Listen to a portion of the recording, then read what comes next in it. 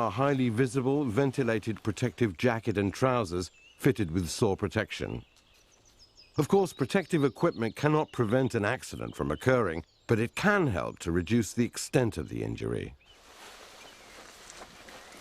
You should also have boots with a steel toe cap, saw protection and a heavy tread. And a helmet, of course, with a full coverage visor and hearing protection.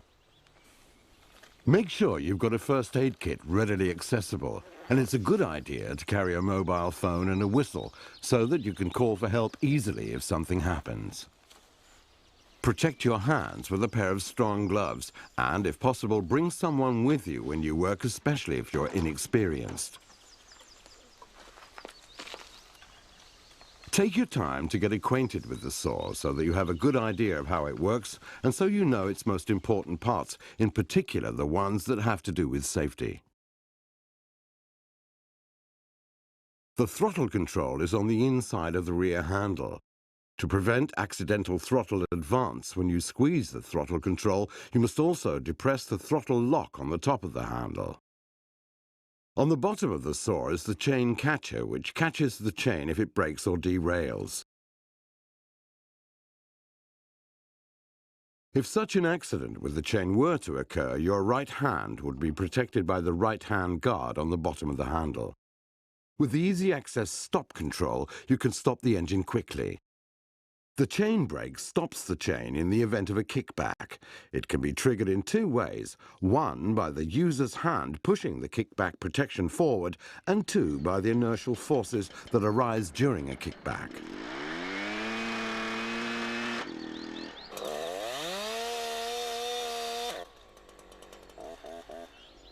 Kickback can occur during most types of operations due to lack of care. It's when the force of the rotating chain throws the saw in line with the bar, usually upwards and backwards. Kickback is caused by the saw contacting something with the upper part of the bar nose.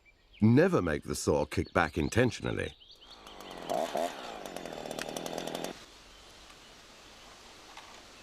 If the chain isn't new, it might be a good idea to file it, since cutting is both easier and safer when the chain is sharp. Also, make sure the chain is tensioned properly. Don't forget that a new chain should always be retensioned after operating the saw for a short period.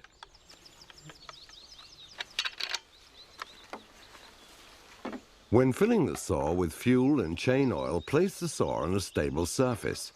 To reduce dangerous emissions, choose environmental petrol and vegetable-based chain oil.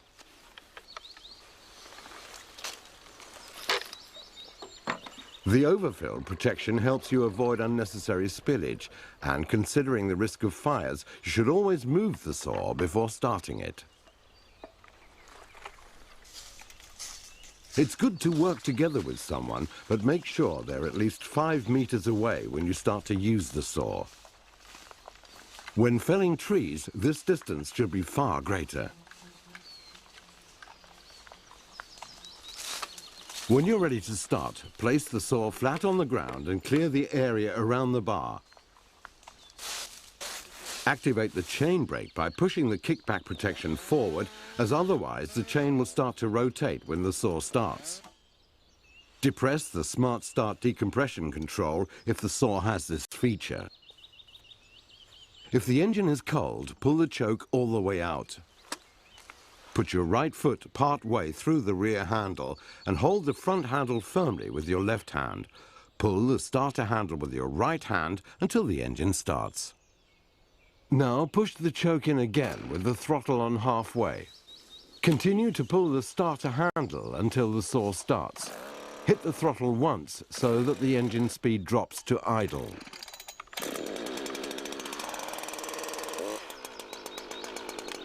If the engine's already warm, don't use the choke, but the other steps are the same. If the saw's difficult to start despite being warm, pull out the choke like you do during the cold start, but push it back in right away. When you've got the saw started, don't disengage the chain brake until you're ready to saw.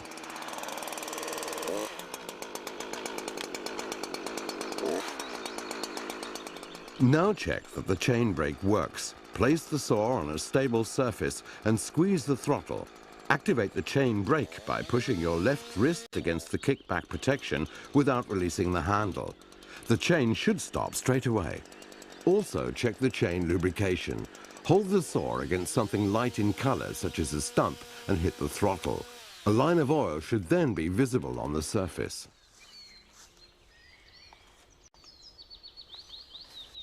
If you're not used to using a chainsaw, we recommend that you first get acquainted with the saw by practicing a while on a suitable log. There are some basic rules for using a chainsaw. Hold it firmly in both handles and hold your thumbs and fingers right around the handles. Make sure you hold your left thumb under the front handle to reduce the force of a possible kickback. It's good to have respect for the saw, but don't be afraid of it. If you hold it close to your body, it won't feel as heavy, and you'll be more balanced and in better control of the saw. For the best balance, stand with your feet apart.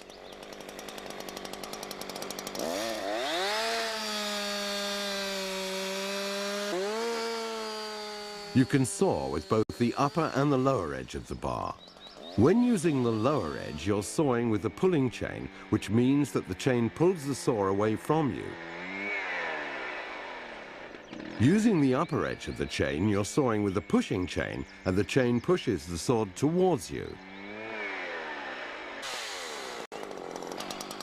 Protect your back by not working in a bent-over position. Bend your knees instead if you're working at a low level.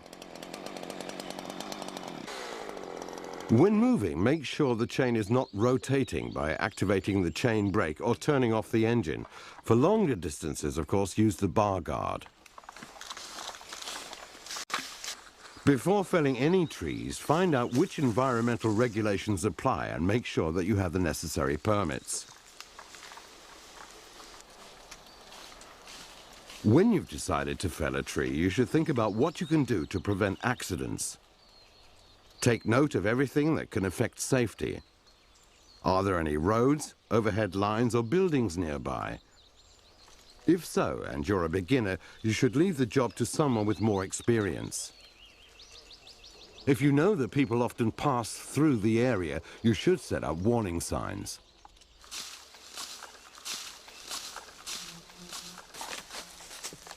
Assess the tree and take note of the various factors that can affect the felling. Is the tree leaning? Which way is the wind blowing? Considering the surroundings and ease of subsequent work, which direction should it be felled in? Make sure that there are no people within the safety radius, which is at least twice the length of the tree that you intend to fell.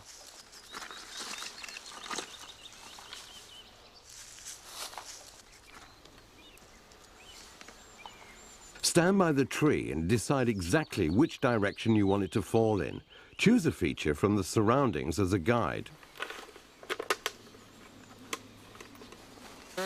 Clear obstructive undergrowth from around the tree. Remove branches and other obstacles on the ground. On both sides of the tree, you should be able to walk unobstructed at an angle away from the falling tree and remain there at a safe distance. The general idea of directional felling is that you first saw a directional notch, which determines which direction the tree will fall. The directional notch can be made in a variety of ways. The one we're showing here is called the open directional notch.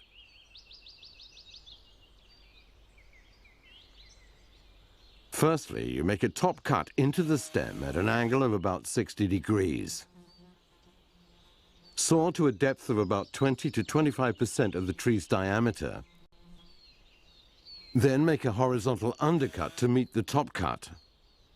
Next, you saw a horizontal felling cut slightly above the level of the undercut. It's important that you stop sawing just before you reach the directional notch, leaving what is called a hinge.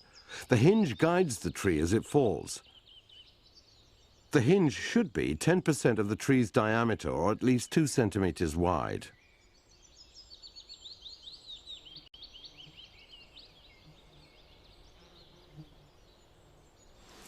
How you use the saw when felling is decided in part by the thickness of the tree. First, let's look at what you do when the bar is longer than the diameter of the tree.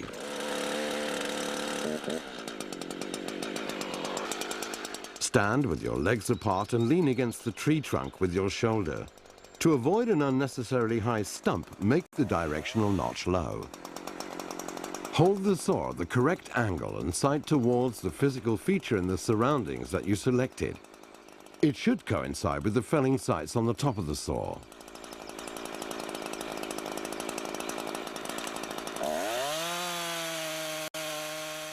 Give the saw full throttle and start sawing. From time to time, check that you're keeping the correct angle and direction. Stay in the same position and make the undercut. Make sure that you meet the top cut exactly. Now it's time for the felling cut. Use either a pushing or a pulling chain. Saw until you have enough room to push in a breaking bar. Make sure you don't touch the breaking bar with the chain when you continue sawing. Leave a hinge that is as even in thickness as possible. Remove the saw and work the bar until the tree starts to fall. The breaking bar is a felling tool for smaller trees. It prevents the tree from falling in the wrong direction and from pinching the blade while sawing.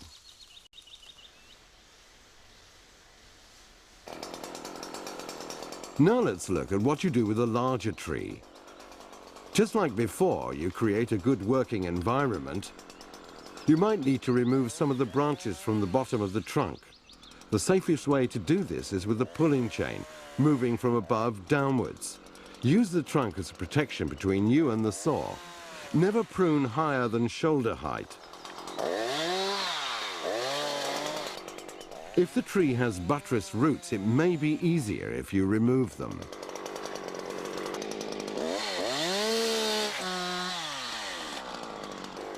Here, the bar is shorter than the diameter of the trunk, so a slightly more complicated felling technique is required.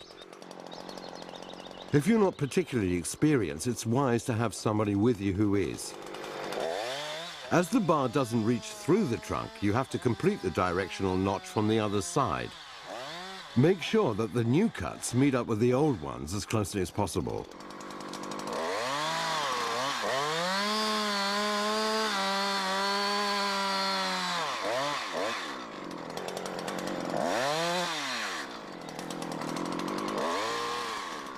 What you're going to do now is called a plunge cut.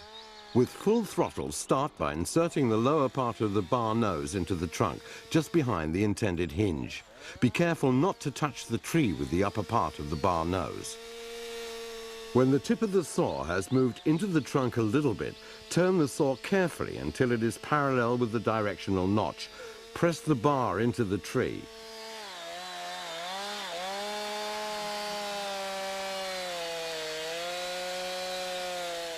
Then saw away from the hinge a small distance, approximately the width of the bar. This is to prevent you from sawing into the hinge when you turn the saw around. Saw carefully around the trunk. When you've passed the middle, insert a felling wedge, which is the best tool for felling large trees. Keep sawing until the bar is parallel with the directional notch on the other side.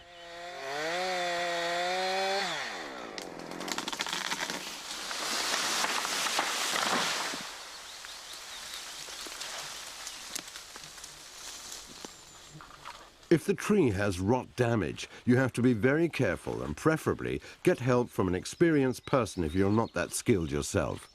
If the trunk looks damaged or abnormal, there may be a rot problem. The rotten section of the tree is miscolored and feels spongy. As rot weakens the tree, you have to make the hinge bigger to get the tree to fall safely. You should also get assistance from someone with experience if the tree gets stuck in another tree on the way down. Don't leave the tree unguarded if you have to call for help.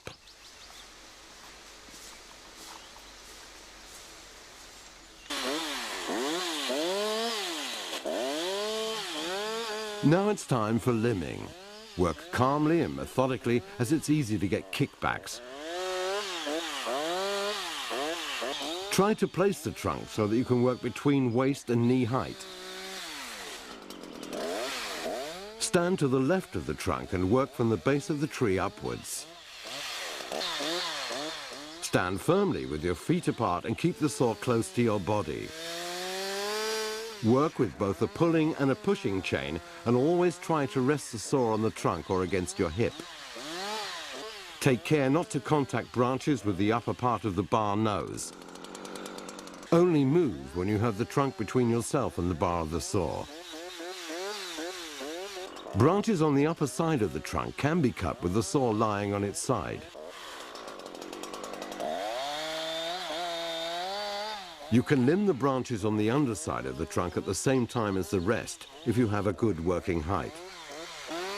If the tree has large branches, they can be under great tension, in which case you should limb them from the outside and in towards the trunk. Saw with the bar held vertically to reduce the risk of it getting caught. If the branch is very large, you might have to cut it from two sides. Observe how the branches are tensioned so that you can saw them from the correct side. Otherwise, there is a risk that the saw will get caught. If the tree is lying right on the ground, you'll have to wait with the branches on the bottom until you're finished with the others and can roll the trunk over. Be careful when the trunk is close to the ground, since there's quite a risk that you'll touch something with the tip of the bar, which will cause a kickback. Now you've got cross-cutting left. Study the tree before you start, especially if the trunk is thick. First, try to see how it's tensioned. Watch how the trunk reacts when you start to saw. You might have misjudged the tension. Stand off to the side of the cut, since the trunk can jump up when it comes apart. Never stand below the trunk if the ground is sloping.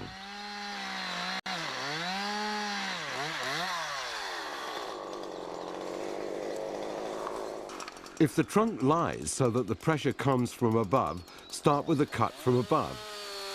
Saw about 1/3 of the way through the trunk or until it starts to pinch the bar. Then cut from underneath to meet the first cut.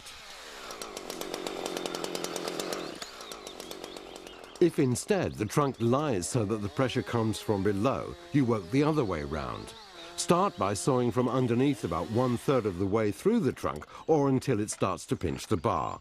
Then cut from above to meet the first cut.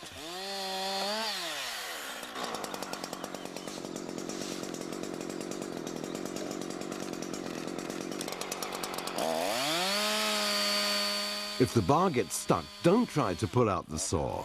Instead, stop the engine, bend open the trunk until the saw comes loose.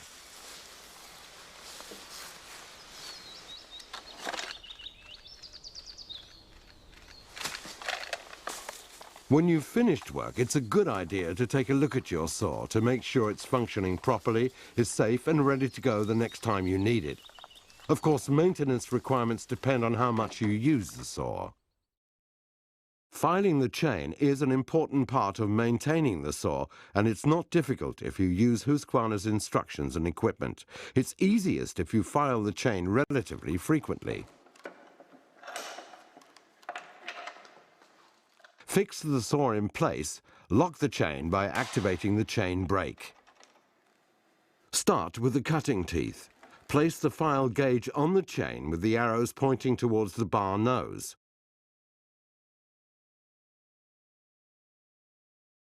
Place the file at right angles to the rollers. File every second tooth with an even pushing stroke. Then turn the saw around and file the rest of the cutting teeth. About every third time you file the cutting teeth, file the depth gauges between them as well. Hold the file gauge steady with one hand, select hard or soft depending on which type of wood you normally saw, and file the depth gauge until the file contacts the file gauge.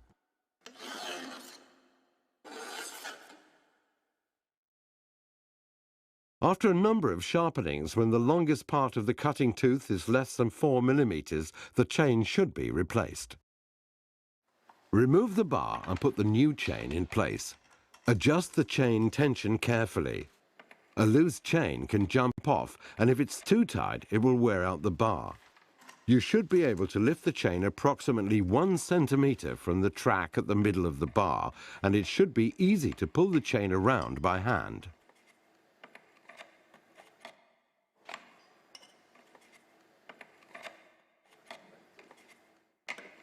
When it comes to other maintenance, there are a few parts that require cleaning now and then. Remove the clutch cover and clean the chain brake band. You should also clean the bar occasionally. Remove the cylinder cover and wash the air filter. Clean the cooling fins and the air intake if necessary. Check periodically that the flywheel fins are clean to ensure good engine cooling. There are other things that should be checked periodically to make sure that they're working as they should. In particular, the chain brake, throttle control and chain catcher. Also check that the chain lubrication hole isn't blocked and that the chain drive wheel is whole and not too worn. See that screws, bolts and nuts are tightened. Read more about service in the saw's user's manual. We hope you've learned more about how to use a chainsaw properly. It might seem like a lot to take in, but with a little practice, you'll soon become competent with the saw. Try to bring along an experienced person at the beginning and study the user's manual and Husqvarna's manual on chainsaw techniques.